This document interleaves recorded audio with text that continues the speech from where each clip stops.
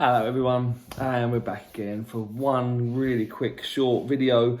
I'm not going to go over all the old stuff from the games, there's no point, we all know where we are, but quick recap. Typical Arsenal, we won one, lost one, drawn one. So we beat West Ham 3-1, we drew Stade Liège 2-2, and we lost 3-0. We've seen that, we know all about that, we've been there, we've done that. What this one is about, this really quick little video, my thoughts, I want to get them out there now before, maybe Arteta is named as manager, maybe they go a different way, who knows. Talk is that the Arteta thing is a smokescreen, but it looks more and more likely that he is actually going to be a manager, even though he was at the Man City game today. I'm recording this on Wednesday night, they've just played in the League Cup against Oxford United. So, where do I stand on a new manager? Stand behind him, technically. If you want to put it into footballing terms, he's going to be manager. Whoever it is, going to be manager of Arsenal Football Club. I support Arsenal Football Club first and foremost. Yes, I have favourite players. Who doesn't? But it's not about that, is it? Because players will come and go. The club will always be there. It's the club that I started supporting first. I started supporting the club. I learnt the players afterwards, you learnt the history. That's how we used to do it, kids. You used to learn the history as you went along. People that tell me, oh, it's before my time. Yeah, really? Shakespeare was before my time, you still know his plays. Anyway, massively off target. But this is what I'm saying, right? They last. The football clubs will last. Not all of them. Arsenal will. We'll go ahead. We'll continue going. So I will support the manager, whoever the manager is at the time. I won't always support him, as I didn't with Unai Emery. I did when he come in. I thought it was time for him to go. I thought the job was too big for him. He's probably a really good manager at a certain level. In Spain, it's going to sound really mean, but it's probably easier to get top 3, top 4 in Spain, because once you've gone past Real Madrid and Barcelona, possibly Atletico Madrid, although they weren't the power that they are now when he was manager out there, it is easier to get higher up the league there. PSG, where he managed, it is literally PSG. That is it now. A couple of years ago, it was Olympic Marseille or Lyon even. Now it's just PSG. It's all about PSG. So it's easier to manage league-winning teams there. So I just think, yeah, the Arsenal one was too big for him. We've covered all that.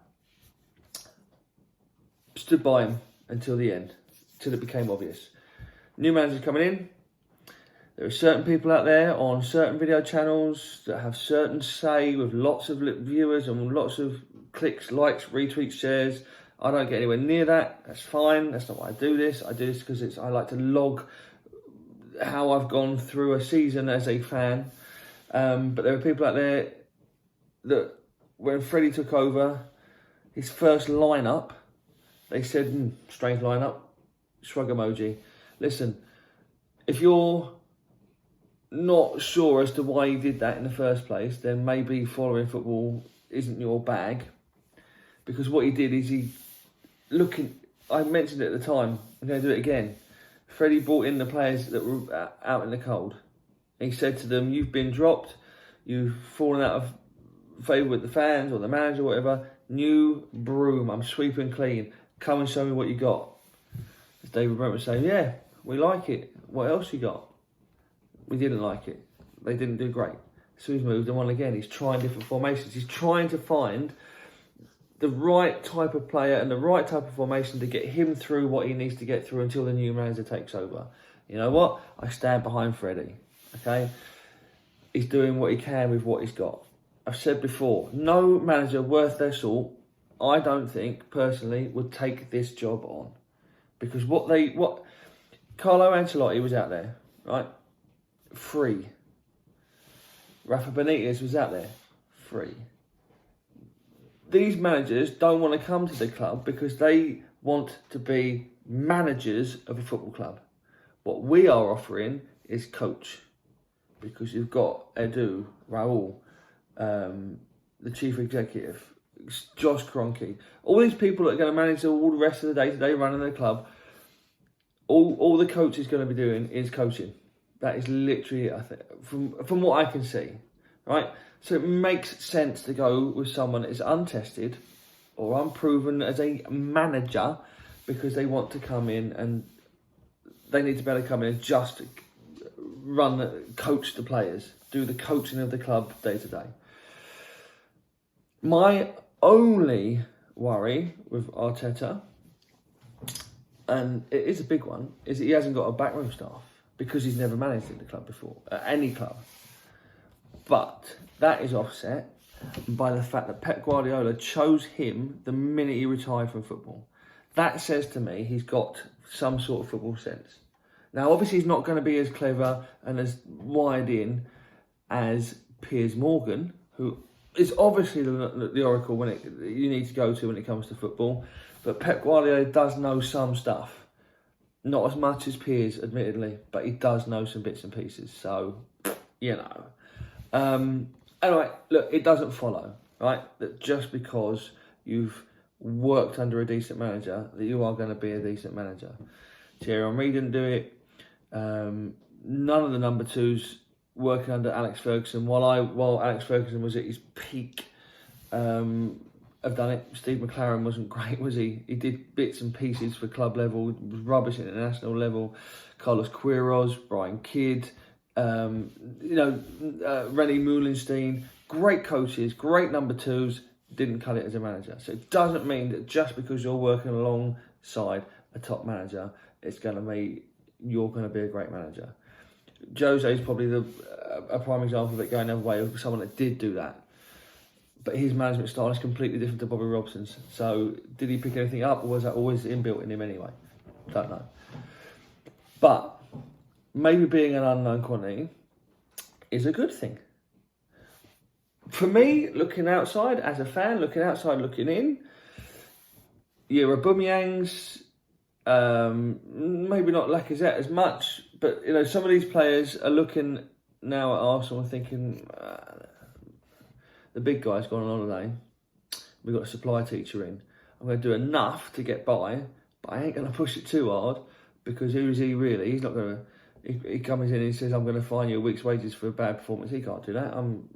He's no one, right? So we're going to need someone that's going to come in and be able to lay the law down.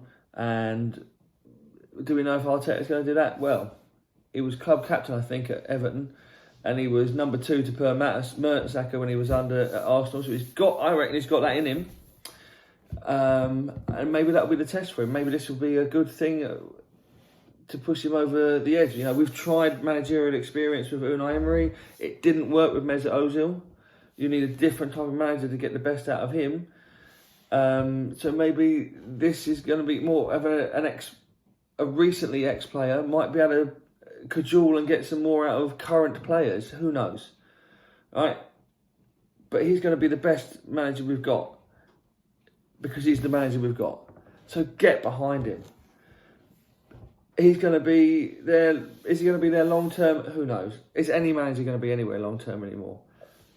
All I know is, like I say, Pep Guardiola obviously thought enough of him to be brought straight into his coaching setup. And don't forget, they had Patrick Vieira in and around the club or in the system with New York. He was around. Didn't want him. He wanted Mikel Arteta. And as I mentioned Patrick Vieira then, maybe it's a good thing that they've gone for Arteta and not Vieira in terms of legendary status at the club. Right? Patrick Vieira's got more to lose if we do badly. We're currently in a bit of a free-fall situation, right?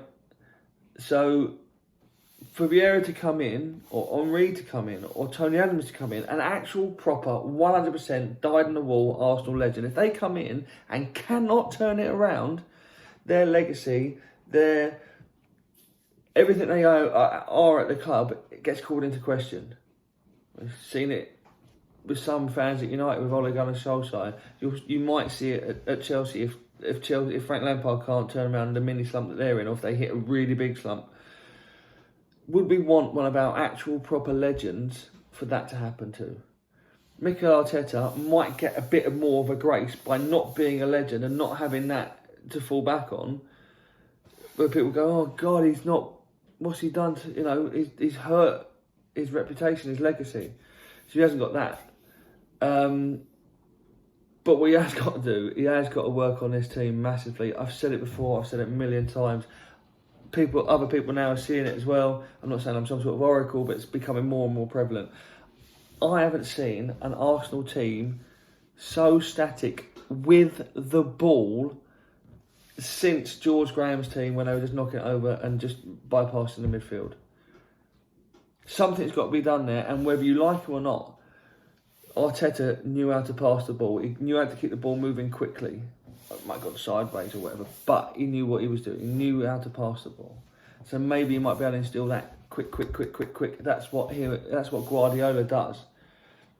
I think if you have a look at Guardiola's team now, the reason they're not as good as they were a couple of years ago is because he burns his players out playing that speed football. Well, judging by the way our players have been playing recently, we have got a lot of speed left in reserve. They are not going to get burnt out by the end of this season. But maybe we need to finish 10th, 9th, 12th. Maybe we need to finish down there and not have anything next year. Again, I've said all this before. I will take that if we can see improvement next season from the start.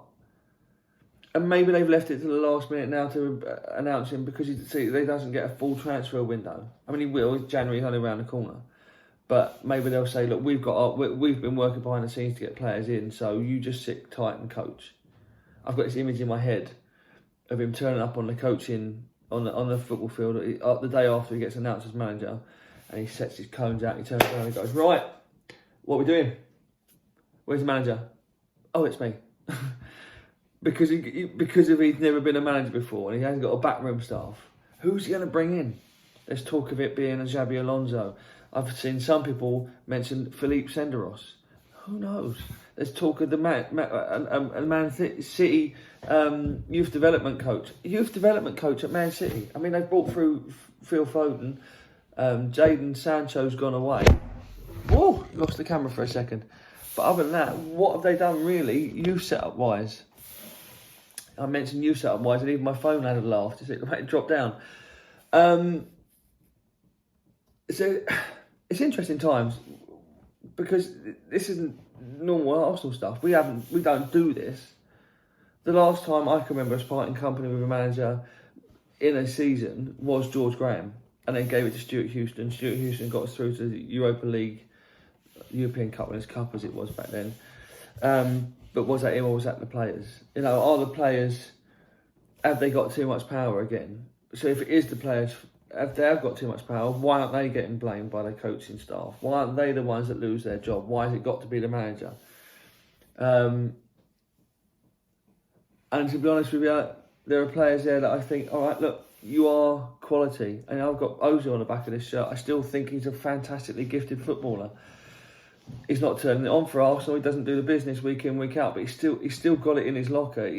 But we don't know why he can't get it out of his locker. Maybe he's forgotten the combination for the padlock. We don't know.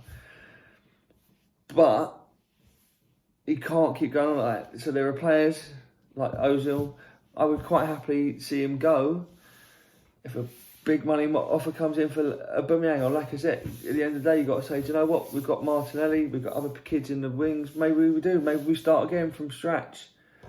We did all right beforehand. We can do it. The club will continue to last.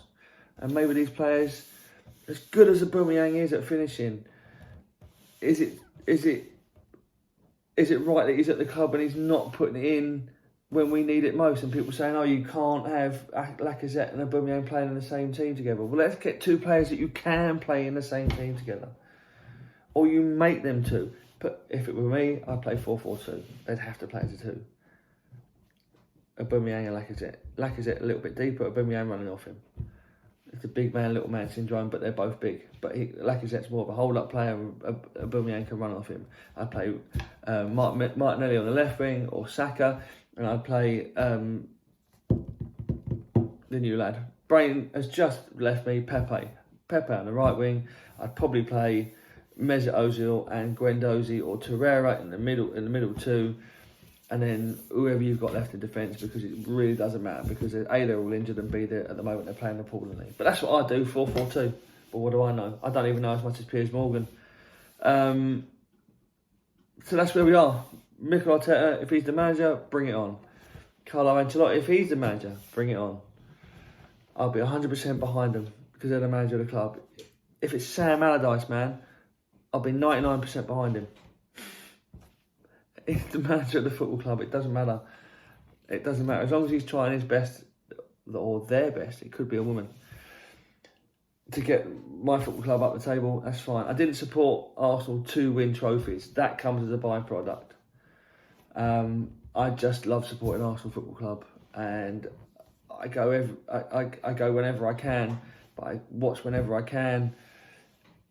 But every week, every match day, you get drawn in again. You say, that is it, I'm not doing it ever again. They've driven me to distraction. Next game comes along, and it's a Europa Cup game against Ostenstads. I'm there. I'm there. I'm cheering us on. I want us to win because it's a drug and you're addicted, and they keep feeding you drip, drip, drip, drip, drips. And we get little bits at the moment of pleasure, like the 3-1 win at West Ham, where all Gooners knew, every single Arsenal fan knew that was papering over massive cracks with tiny little stamps. But we took the win. We took the W.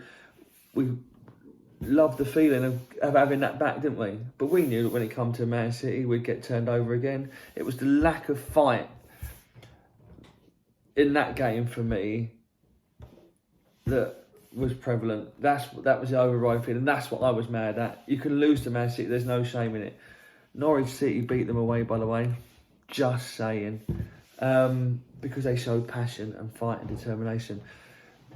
I still think a lot of it is in and up there with the Arsenal players. They still see it as Man City. They don't play the players on the day. They play the club. I've said it before against Man United. This Man United that we played were rubbish, and we got a 1-1 draw at Old Trafford, and we were lucky to get a draw out of that game because it was a poor game, and neither team were really very good or had decent efforts on goal. And this game against Man City, we just were like, oh God, it's Man City. But having said that, I'll be there again on Saturday against Everton. They could have Carlo Ancelotti in the bench and their dog out. We could have Mikel Arteta, ex-Everton, Ancelotti, ex-Chelsea. They're going to have a Iwobi and Walcott up front or running the wings. They're going to be fizzing for it. Ancelotti will turn around to them and doing his old eyebrow raise and saying, you've got to get in at these boys. They sold you. And look how bad they are when you're not there. So get in amongst them and prove to them in the flesh why they shouldn't have let you go. And also stick one over on their new manager because he's one of our ex-players. It's going to be an interesting game. It's 12:30 kickoff. I'll be watching. I hope you guys are enjoying my videos. Come and see me on Jaffa.com and on all the other social media sites and that I'm on. I'd love to see your comments, like, share and subscribe, all that game. You know what to do. Thanks for watching, whoever is watching out there, and enjoy your football. And I'll see you after the Everton game.